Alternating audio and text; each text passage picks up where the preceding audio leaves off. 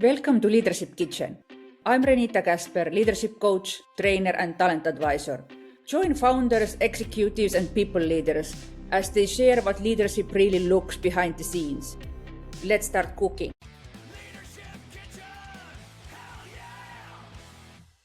Hello, welcome to the Leadership Kitchen. Today's guest is Gina Schinkel, someone whose career path definitely didn't follow the straight line. Over 15 years, Gina has lived across the globe and worked everywhere from cattle farms in Australia to the super yacht, cruise ships, travel, tech sales.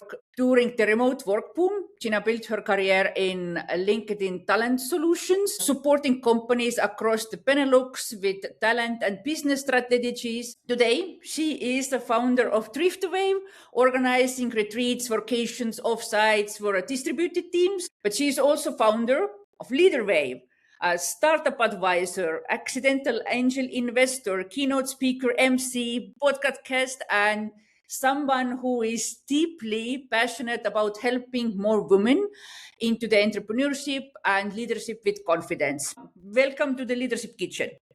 Thank you so much. I brought my time machine as well, you know. I was reading it that there is so much of it. Anything you would like to add? One thing leads to another. I think that was enough, wasn't it? We will figure it out as we go. I think there is definitely more. How we met. We met because of Laura Marie. Yes. She connected us and we were both speaking at We Are Developers HR Leadership Summit. Yes, there are going to be greetings to Laura Marie in Estonia, Tallinn. Thank you. And also we will all meet in Tallinn this summer in Nomad Summit. Very, very soon, in 5 weeks. Can you already reveal what is your topic you will be speaking there? How to measure the effect of in real life connection. Because, I mean, generally, some companies already struggle to define how they can measure this. And then clearly also because of the AI disruption, I think generally we need to look at how we're going to be evaluating work done. So yeah, I'm actually not going to tell them there exactly what they need to do because I think for different companies, different things are important, but we'll run over different possibilities aside of the standard ones. Really to have people and teams open their eyes. And while it's also focused on remote job seekers, I think it was a really great way for them to have understanding how they can stand out already in the interview, but also when they're effectively doing the job. And clearly, those things would also be relatable for a founder or digital nomad, I guess. I hope people get inspired by it. And I'm very much looking forward to meeting everybody there and see you again. Yeah, absolutely. It's going to be a great event in this summer in Tallinn. But going back to the kitchen topic, can you cook? In our family, we have several great chefs. I walked around a lot in hospitality kitchens, so I was able to pick up a few things left and right. So at some point in Dublin, I invited my friends and Karen, if you're watching, I invited her and she said, wow, Gina, this is so good. I had no idea you could cook. So yeah, I'm just not telling everybody because then the expectations go up and I guess people expect you to cook. But I guess for someone who spends so much time on the road and also in hospitality, the yachts, with a lot of events now, you end up eating a lot out of the door, so to say. So I think because of that reason, actually, having a homemade meal with like love, like passion, pure ingredients, and also to share that moment together, I think actually almost became more special, so to say. Yeah, and I think that's also, we can shift that back to in real life. Any of your favorite recipe? You get, okay, this is something, I don't know, you love to cook, or maybe it can be also something that I absolutely love to eat that day, because we will share also with our audience both things, the real cooking recipe and the leadership recipe later on. I think it's interesting to see the both things and people coming from different backgrounds. We're talking with from different countries, different experiences, already learning a lot. They should experiment rather cooking, or in my case, rather eating myself into somebody's kitchen to eat. And I always promise to bring the wine. Okay, good friend. When are we having a meal? Any recipe, any food, not that I need a full recipe, food, but you say, okay, this is something, very close to my heart, always cook that, or I always eat that when super stressed, or comfort food, it's something which comes to your mind. Okay, are you ready for it? Yes. Polokito que ustedes. I think you need to say it once more. Later on, I need to have this written version of sharing with everybody. So in English, courgette cookies. It's from the Greek kitchen. We actually spend a lot of family holidays in Greece already, so have been there very, very often.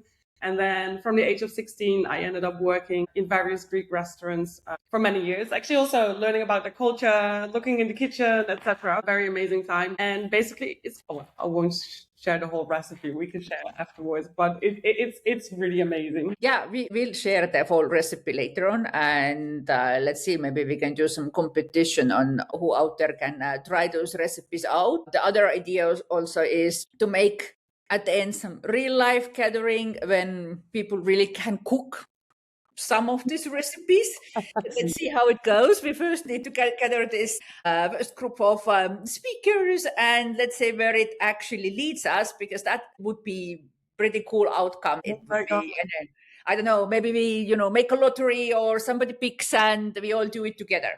Imagine if one day you get Gordon Ramsay on your podcast. I'm rooting for you. It's coming. Cooking Gordon. Yeah, cooking and leadership. I think he does both. Coming into your career doesn't look anything like normal corporate ladder as we want to picture it. It's more like somebody is throwing all different ingredients in the pan and something wonderful coming up. That kind of cook. Is there some of that intentional, or how it planned, or did it all happen because it is just reading it, or I saw some of your pictures, which even made me think that, oh, where Gina is from, actually. I lost track because it was so many cool things happening. Yeah, that's a great question. I think it really started when it was 2021. And I knew I really wanted to go abroad for my internship. And I already, for many, many years, I had this dream to one day live in another country and one day start my own company. This was always out there, but waiting for the right moment. So then my internship was coming up and I had no idea where to go because there's so many amazing countries, right? And opportunities, many different companies.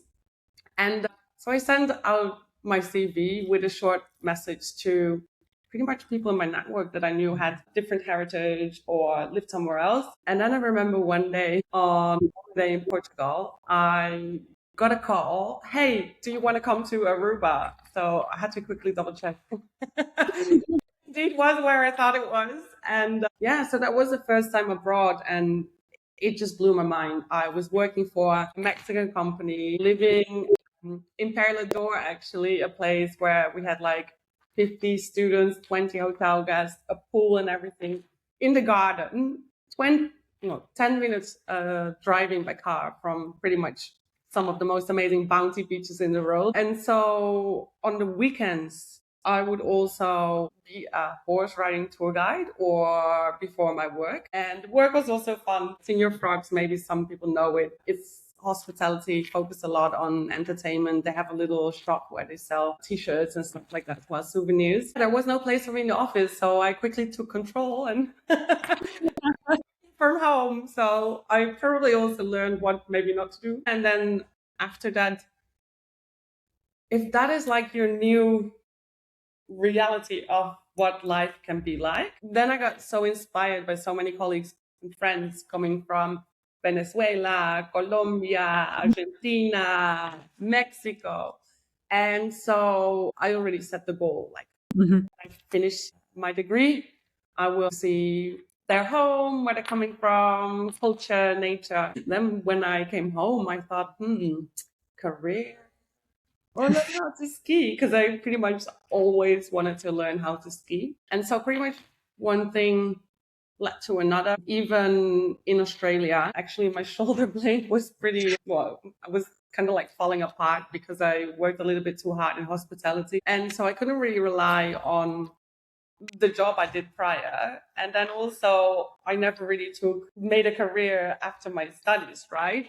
And then to be in another country with another language where already Australia is very well known for having a high percentage of referrals for jobs. But then, because I guess of passion for diving, I met someone who used to work on the dive boats, introduced me. So I ended up being a person on an overnight cruise on the Great Barrier Reef, which is like super special, right?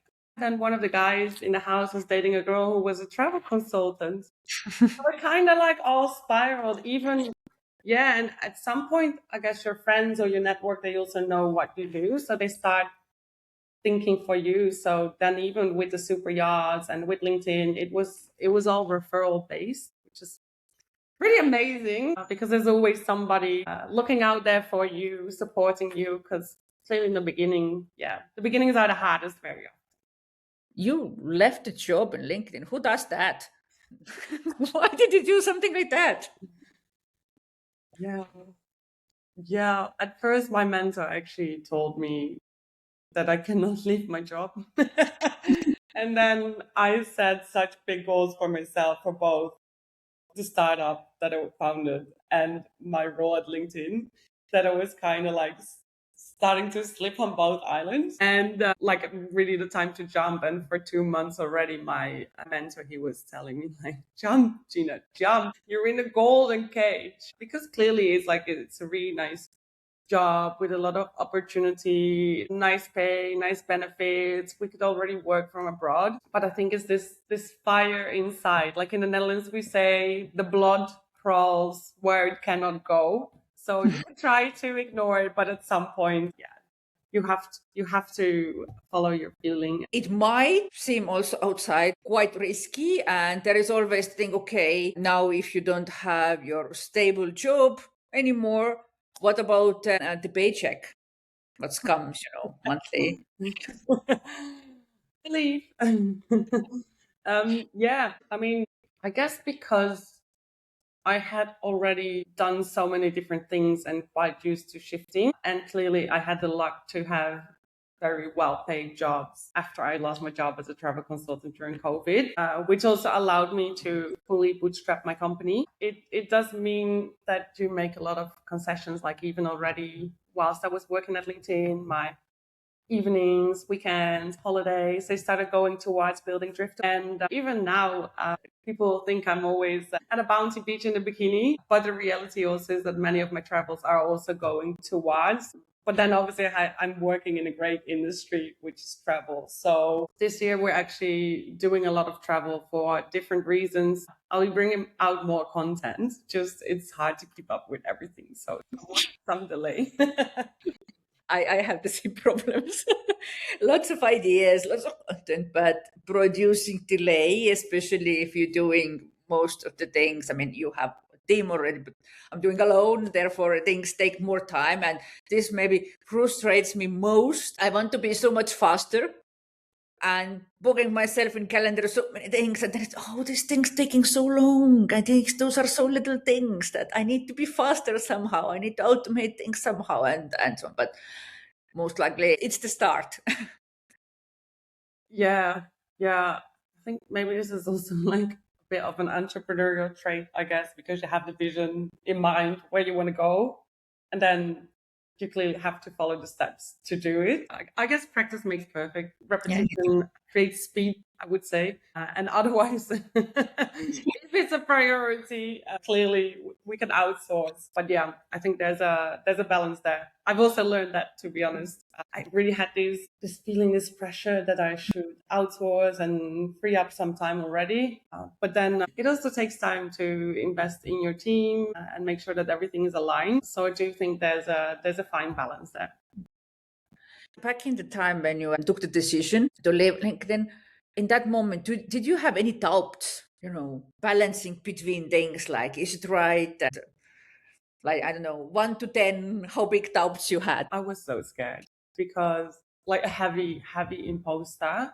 I often say I don't like the Jante law that they have in Sweden, where it's basically about being equal. And we have this thing in the Netherlands as well, like you shouldn't put your head above the mowing field.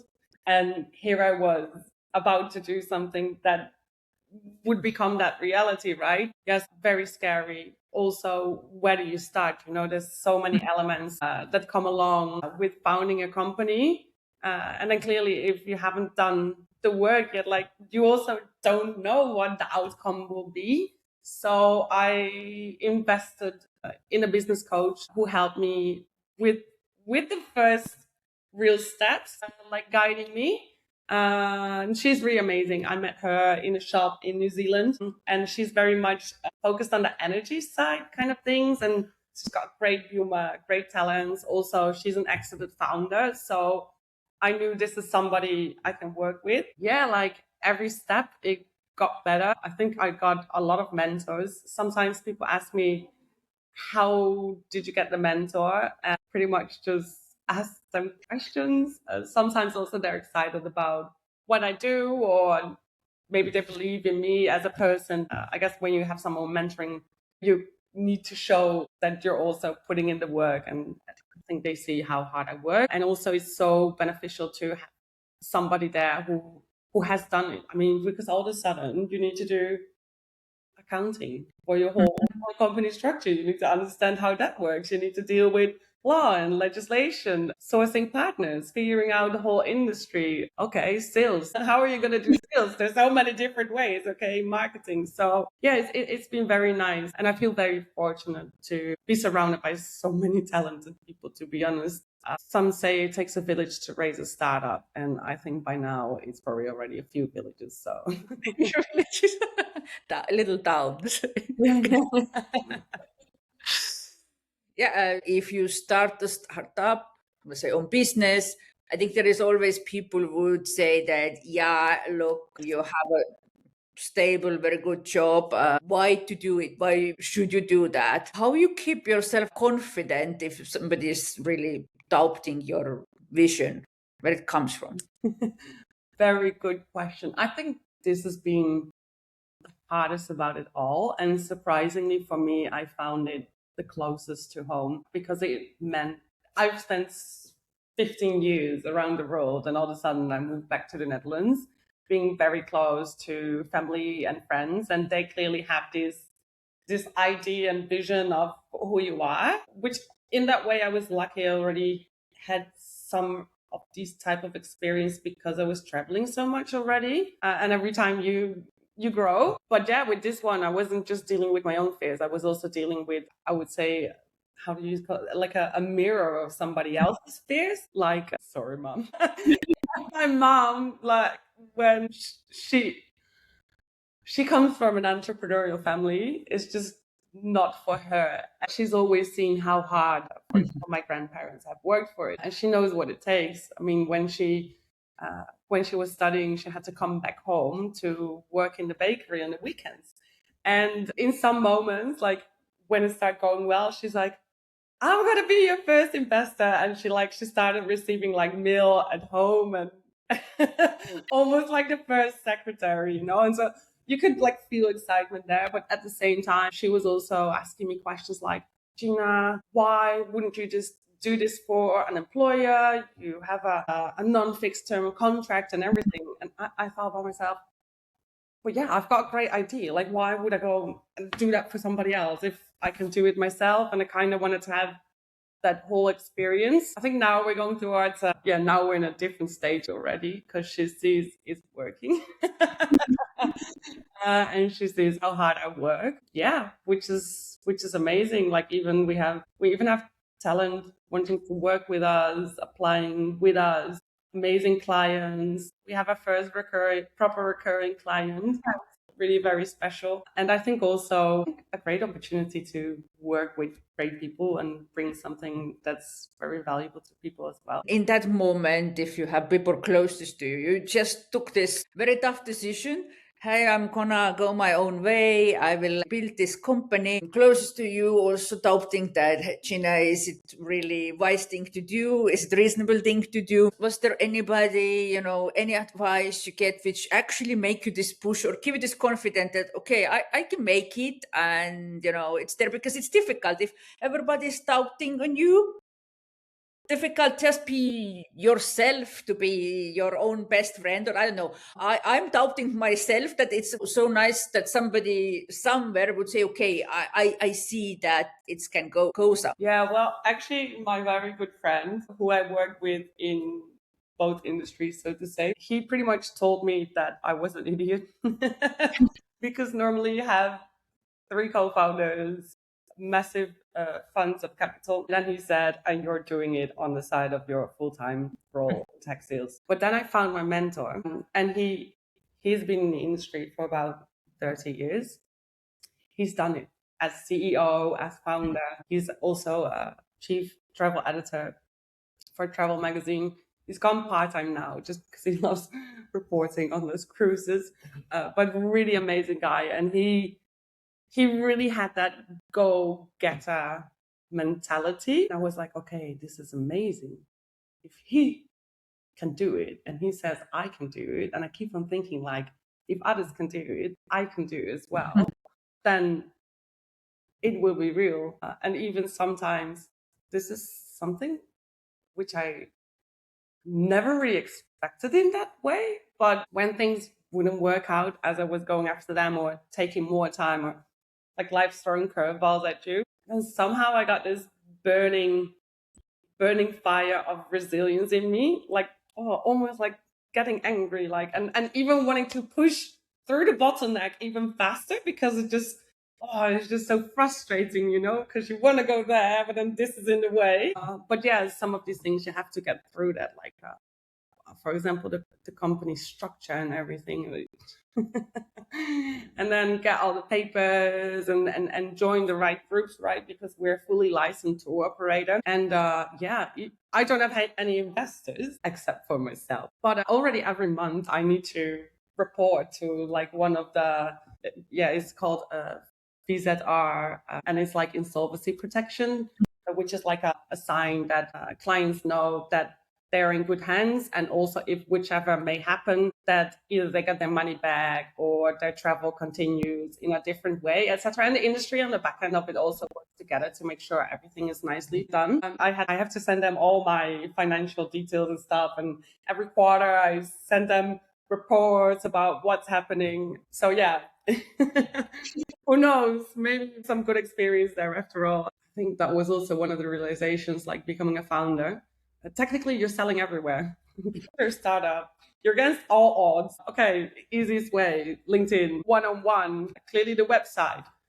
But then also, why would people want to join you, or why do partners want to work with you? This was also like an eye-opener, right? Like why should they invest their time in as a startup? And so even throughout the journey, I can see that's changed a lot as well. Like so much confidence. I was at a business event meeting partners last week as well, like super crazy, 3 days back to back. I arrived with some delay. I actually ended up meeting an amazing man, had a great chat also about the future of tech, agentic, AI, gave him some tips as well.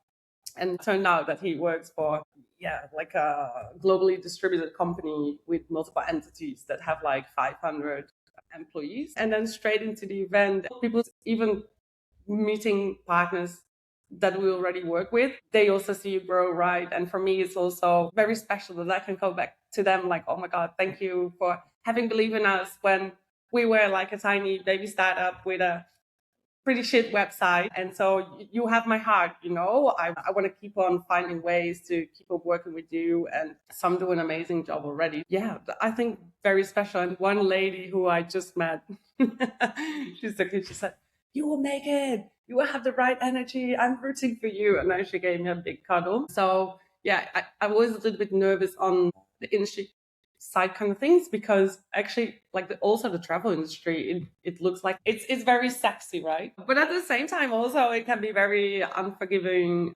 business. Imagine what a hotel costs to keep it running. And so for them, it's also important to work with the right partners. Mhm. Yeah, it's interesting to understand where people getting support, the energy, the confidence to keep doing.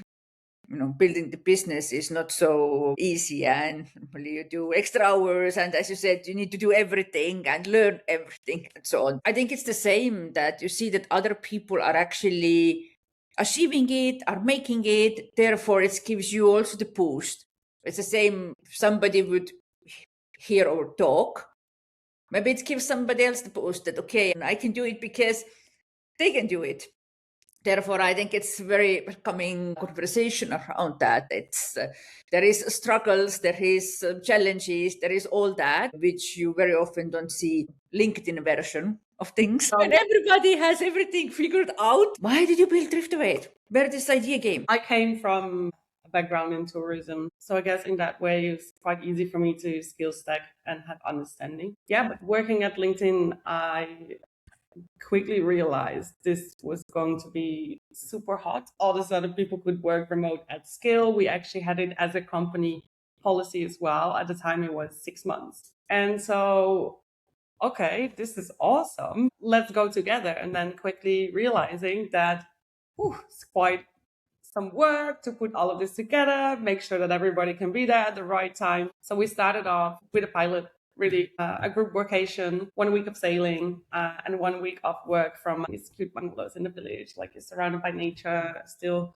by the water. Clearly, at some point, I also realized like, oh my God, companies also need support here, and probably they have a higher burning need for support as well, because clearly as a person looking for a location, there's so many different options where you can go. But once you start talking about distributed teams coming from different places, larger groups, you need to find the right venue. It's a lot of work. When we help them, they're also actually very happy with our help, which is amazing. And then in terms of the actual group workations where we started, we're really continuing to work together with communities. Yeah, give the extra value and like do our best work and complement each other as well. To make sure that everything is like legally responsible and like the right venues get sourced and stuff like that. Coming to work or retreat part, what do you think, how many this kind of things should happening in fully remote distributed company? What's your suggestion? I guess in broad lines, like larger company offsites, they take place once per year. The great example with Teslio is that they realized actually that once per year was not enough. So they also broke it into regional ones on the other half of the year. But there are also teams who decide to meet in person every quarter. Yeah, like it's interesting also, for example, depending on what type of industry you're in, there are many colleagues who also connect at business events. So for example, at a DevWorld conference about 2 weeks ago, there were several tech teams there, and they also, some even came from the US or Canada, and then they also combine it with even just a small activity, like let's cruise the canals in Amsterdam, which is a very beautiful experience. You just did the whole event with your colleagues. So sometimes it can also be something small or something that matches. And clearly companies also have different reasons of why they would meet. Some are heavily focused on culture, for example, because they're growing at hyper speed. It kind of starts ripping. They need to make sure that everybody is on one page. Other ones really to take the time to focus on strategy. Some use it to focus on AI, because also clearly you're going to a different place, new surroundings, you're inspired, you leave the daily work behind. So that's a really great moment to then rethink how you're operating instead of being stuck in the old, so to say. How you measure something like vacation retreat? Is there like some KPI or OKR, or how we know that, okay, we did it, we invest that normally quite money if you need to move your whole company to some certain place, that this was some useful experience? How you do that? Yeah, so obviously, like how happy are they? How productive are they? How likely are they to recommend our company? Many companies today, they also use it as employer branding. I think it's clear that offsites and workations are the new company Ferrari, so to say. So you can even measure that, even on deeper depth, right? Like what's our average cost per hire throughout the year? And then you can offset that against the price of the offsite. Or how much retention do we have? What's the percentage of that? How innovative are we as a team? Or how effective is our communication? Communication is like a broad thing, right? But when it goes wrong, it could actually cost the company a lot of money. When the communication is right and people feel good, they love working with each other, that can bring enormous economic returns for your company as well. And so there's many different ways on how to measure that, and clearly it also depends on what the company values. Have you have clients who say, you know, like no any kind of very heavy agenda, we just want to have big party to come together? Yeah, this happens as well.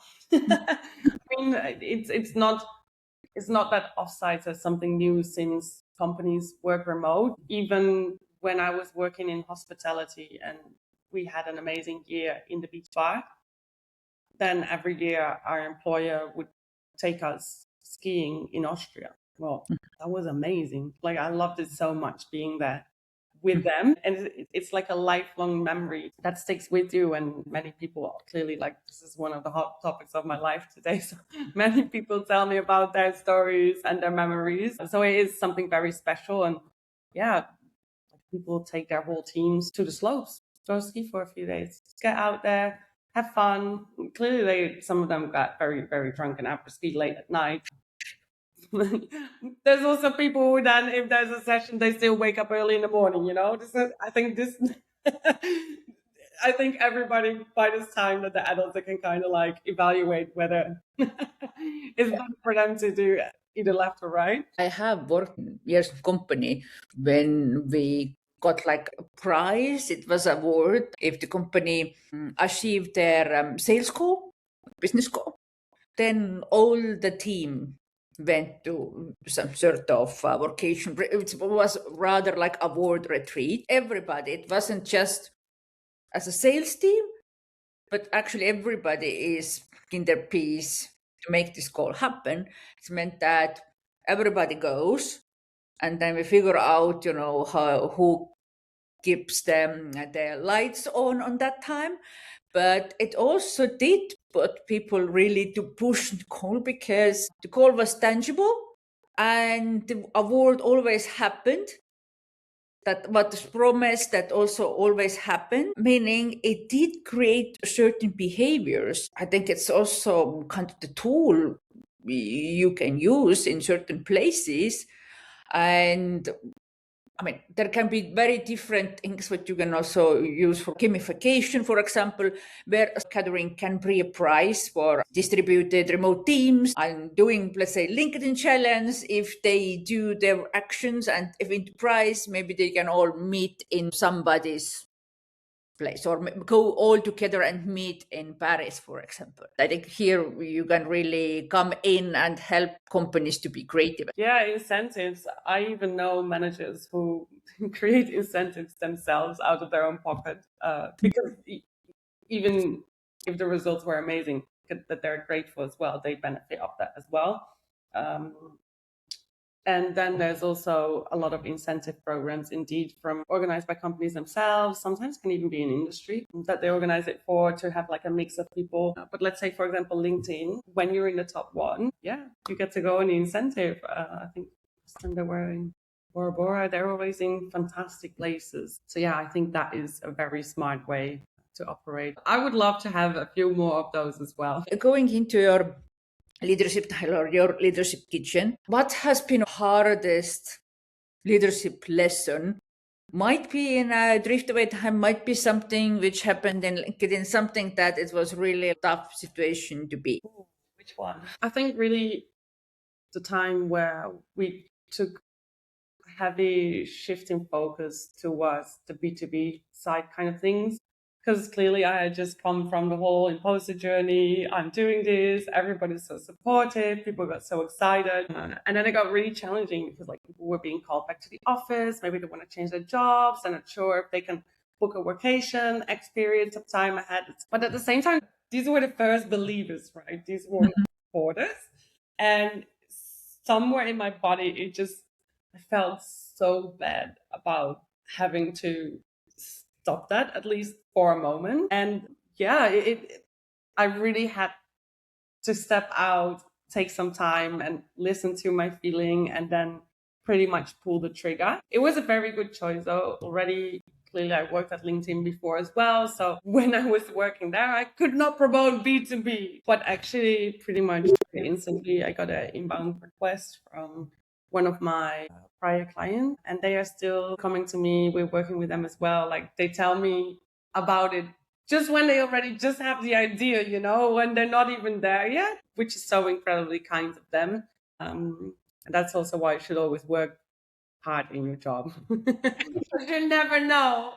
You never know. Yeah. Where the client is coming from. Any feedback what you have received yourself as a leader, which you said, I really don't want to accept that, or it was surprising for you? Well, Chris said something so cute the other day, because clearly we're partnered and he's building a lot for Driftawave. He's an absolute blessing in the sky. He has this way of thinking and is so driven with a lot of agency, especially fueled with AI. And so I went from ambassador to advisor.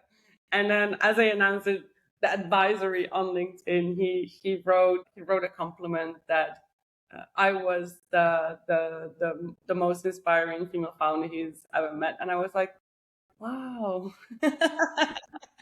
That is like somebody also who actually sees me in action and then acknowledges that. And I think it's fair to say we're both startup founders. So I think we very much complement each other as well, because one has incredible skills on this side and the other one on that side. So yeah, I heard things that I I don't like, right? Yeah, because for me also, like, all of a sudden I'm managing people and I have to give them the work. So it's also a journey, like, how are you going to communicate that and what are you prioritizing? That is a whole learning curve by itself. And especially I feel like I sometimes feel a bit of challenge also in the times of AI, because clearly we are very much focused on becoming AI native and taking the right steps for that. So for me, it's also important to work with people who want to work like that as well and are open to it. That can also mean that maybe some people have less understanding of how it works, or even fear that we're going to be replacing the job that they do, whereas I actually want to help them, like, to exponentially increase what they can do. That's been a special journey. So I figured now in this moment, it's better to focus on having the right things set, the right systems in place, and then also with team enablement, because I got a little bit tired of I mean, with AI as well, depending how you design it, etc. There's so many people and companies, right? They live on different clouds now. They work in different ways sometimes as well. So yeah, I'm very excited we're getting team capabilities for that. Case you see, you have hired somebody, it's not working out. You're rather the one who gives lots of different chances, saying to yourself that it should be happen and let's give it one more chance. Or you're rather somebody who would say, okay, clearly it's not gonna work out, more A or B. Yeah, I had to make a hard call. Yeah. Yeah, I learned a lot there as well. I think there is always a question of balance between those things, but I have learned myself that if you prolong this conversation, it's mostly don't lead anywhere. Yes, of course, in the first you should discuss that and put some goals in place and not.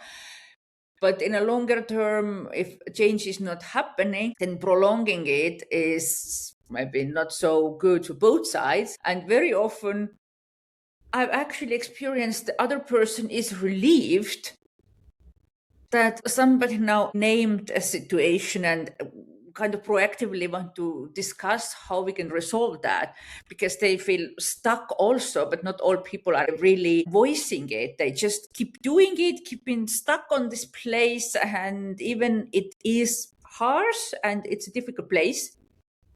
but it can liberate the other person also. I mean, it's almost like in any other relationship, I guess. The conversation. True, very true. And that doesn't mean that before that it might have been great, maybe in that moment, or you agreed that maybe this is not the right particular fit, but it doesn't mean that they can't have other great opportunities where they will shine. Or, for example, like also we're a startup, right? So things are like flying and moving around at top speed, whereas for some people maybe it's more interesting to be in an organization where things are set out a little bit more. So yeah, it really depends. In the case of remote work, you have been in a remote work and the distributed teams quite long. It should bring us freedom and flexibility and all that. Is there any ingredient you think it's still hardly missing how we setting up the remote work or remote teams nowadays in companies? Respect, I guess. And respect goes both ways, right? If I trust you to do the job right, and then you trust me to have that freedom, that's kind of where it is key, right? But there is no golden key. Even with us, sometimes we meet up in person, right? Because it's for some things it is actually easier, but it doesn't mean that it always makes you more productive. For example, like especially in times of AI where everybody wants to capture contacts, it's very hard when everybody's walking around an office all day. I heard a podcast yesterday. I think somebody was talking about, oh no, wait, it was from EY, and he was saying like, yeah, maybe in the office everywhere we should hang microphones, and then the question would become like, okay, how is legislation going to deal with this? But yeah, remote companies, they are very smart and they have their processes written out. Everything is like stored in a place very smart. So the second then AI came out, they basically just fueled their AI on top. And yeah, we've seen it. They're already outpacing their industry peers. I think there's a right time for everything. There are also some people who just want to be remote. I mean, it's very unfair when somebody feels uncomfortable, doesn't want to go on the offsite. There are companies who are like, okay, you don't feel comfortable doing it, you don't have to. This is great point. What do you think if you have a remote distributed company and you organize this huge once a year offsite, lots of effort, lots of money in there, and there are certain people, most likely they are same people always, who say that I'm not comfortable, I'm not coming. And very often they also not saying to you that directly like, I'm not comfortable, I'm not coming. They will make up something, Somehow somebody is always sick at that same time, for example. What to do about it? Just like let them be, or there is some people who a bit of ghost of internet, like throughout the years, nobody have really seen in real life.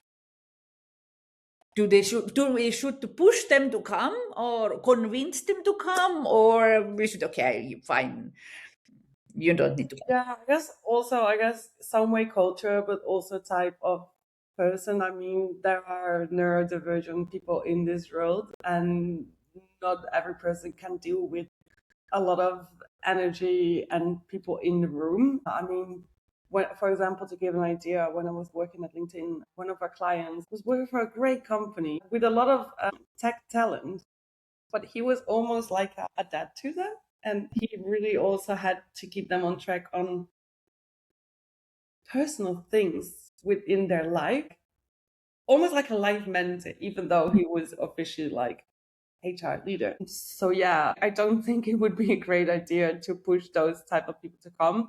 But then there's clearly also people who do get energy from it and do love it. And I always think it's a good way to lead with motivation instead of trying to beat someone with a stick to go get something done. It's a great topic to discuss how one could support, for example, neurodivergent employees, because I think there is the piece that we can accommodate and we can talk about what is expected of you and what not. That you also might be traveling there and just participate in some pieces that we don't expect you to be there, like let's say from 9 to 6, or that you can actually take your pauses and your own time and all of that. I think it's also something we should discuss, because people might think that if I say yes, that means that I will do all this program from 9 to 5, and this is intense. It's even intense to me that I don't have any energy left. Just pass out somewhere, and I need to recharge. And not the person who gets energy from that kind of gathering. I like people, but I'm losing energy. Recharge later on. And if I don't have that moment, let's say you have all workshops or activities, then is evening dinner, and next morning the same, I am be totally out. And maybe in a evening of the third day, I start looking a bit more like a zombie. Yes. Some companies really decide to make the most of the time and push it. But we also see more being very conscious about the planning and allow that free time for people to settle back in, for even for ideas to find you, to be a human for a moment and come and bring your best version instead of trying to do things. Yes, participate in everything. Maybe you can just go several hours, just discover the city. If you want, then together with somebody, but maybe you prefer doing it totally alone, for example. And it should be also fine that you incorporate that kind of activities also to plan, not that it's fully packed, because now we are here and now we need to take 100% out of that. And that might be definitely scary for, I think, lots of people. Most of them like just, pretend it's not better than others, I guess. Yeah, and even small things like, is there a gym on site so they can keep doing their exercises, or could they go run over the boulevard? Just Small things. things that actually could make a world of a difference if you put them to practice. Yeah, exactly. I think this is definitely something you discuss, or accommodating that kind of situations better in offsites and retreats. You're supporting women founders, entrepreneurs. Somebody would still stand there, let's say, out of the kitchen, would think that, okay, I don't know if it's for me. Should I be in the kitchen because I don't have confidence, or they all look in LinkedIn that they have figured out everything? What would you say to them to encourage in a step in the kitchen? One step at a time. Speak with people who've done it, which is a lot better to overcome imposter than speaking with people who have not done it. But by actually, yes, starting to do it and talking about it, then you become a new version of yourself.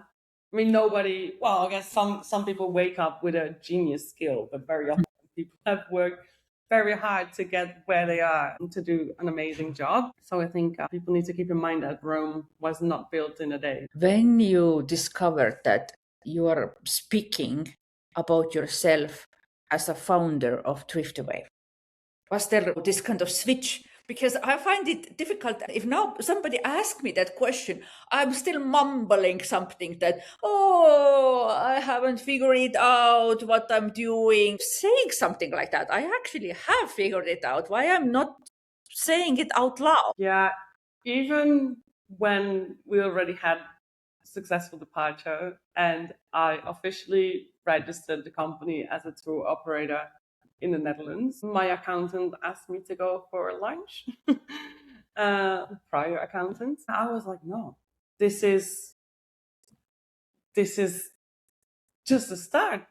And in this moment, I still did not feel like a proper founder. I know Alexia, she made me position myself as CEO, and so now it's also on my business card CEO. I don't feel like that. It's like a far from my bed show in that way. But founder, yes, I would say so now. Yeah, because I've dealt with the things that came at me and created opportunities. Because at the end of the day, if you look at it, okay, we are building AI native smart. We have an amazing brand and vibe. We can deliver and we are delivering amazing offsites, team retreats, even founder offsites. It has become real, and that's something that used to be in your mind. But so again, by speaking about it and doing it, all of a sudden it's a reality. Your advice would be you need to say it out loud. Yeah, I guess so. But also, I'm taking into account that for some people that does not work, or some people have this belief that maybe they will jinx something. I guess for me personally, I'm like an energy person who talks a lot. So for me, yeah, like talking was the very obvious, but doesn't mean that that is the one way always for the same person. But if nobody knows about what you're doing, you're going to have a pretty hard time. And I think that's why, for example, building your founder brand on LinkedIn is very effective, because the people who know you, and if they trust you as well and they want you to succeed, they could actually become your first clients, or they share your details with another person who could become a client or a huge fan. Like the other day, I got an inbound lead for a founder offsite who had multiple exits and is bringing founders he's coaching. And I went like, oh yeah, you met that person at this event. I'm planning this. I got told you're going to be able to help us. And like out of the blue, and I just love it. I just love it. And it's a great way to meet amazing people as well. I think that's something I didn't see coming, but I really love.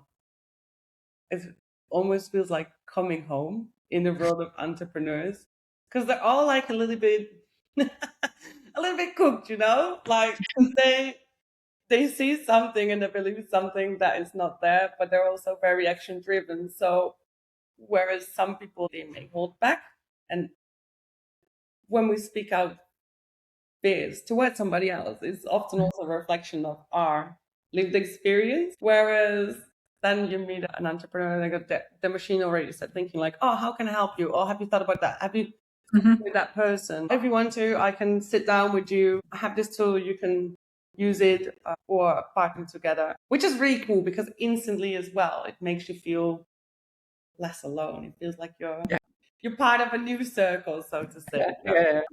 Yeah, that definitely helps. And we going the end of our leadership kitchen talk. We always have our guest leadership recipe. What is your main ingredients that you have in your leadership recipe? So belief, energy, and hack the game mentality. Because apparently, even in many roles, many companies, you're solving a problem, right? And if everything were easy, we may not even have that much joy in it, or less to celebrate, So really like a growth mindset. We will find a way how to do it. Yeah, I love that you also mentioned celebration. I already started that. You always have reason to celebration, that you should, because those first wins seem so little sometimes. I mean, especially when compared to something that you did in your corporate jobs, like maybe it's a framework, maybe some bigger thing, or maybe I hired somebody like in a position. Then you're doing those at the start, those kind of little things. Not feels like a lots of success suddenly, but then at the end of the week, if you look back, say, oh yeah, actually I did that, I did that, I did that, I did that. It was all there, and it's a learning. But yeah. Yeah. Like I've actually ended up screaming out of joy on a bike ride to when you realize like something has become a success, or sometimes still when we get like an amazing lead, like you may catch me like dancing because I just get so excited. I think it's a good moment for a call for the celebration. Yes, exactly. And yeah, Gina, thank you so much for coming, sharing all your story with us. Also, the leadership recipe, everybody will get it together with a real cooking recipe, which name I can't pronounce. Tell me one time. Yeah, you need to say it once more. Okay. Ko lo ki to kef te des. It's too long. It's too long. My brain just gets this call first, and then it's something. I will check it out how Riverside actually catch it, and I will practice for next time we meet. At least you can ask for it in the restaurant, All the success building a Driftawave. Really fan and rooting for you. And we will meet in Tallinn at Nomad Summit. Yeah, very soon. Thank you so much Yes. for having me, and looking forward to it. Yes. Thank you so much. Leadership isn't built from perfect recipes. It's built through experimentation, difficult decisions, and learning as you go. Thanks for joining us in the Leadership Kitchen. Hit follow, share the episode, and see you next time. Keep cooking.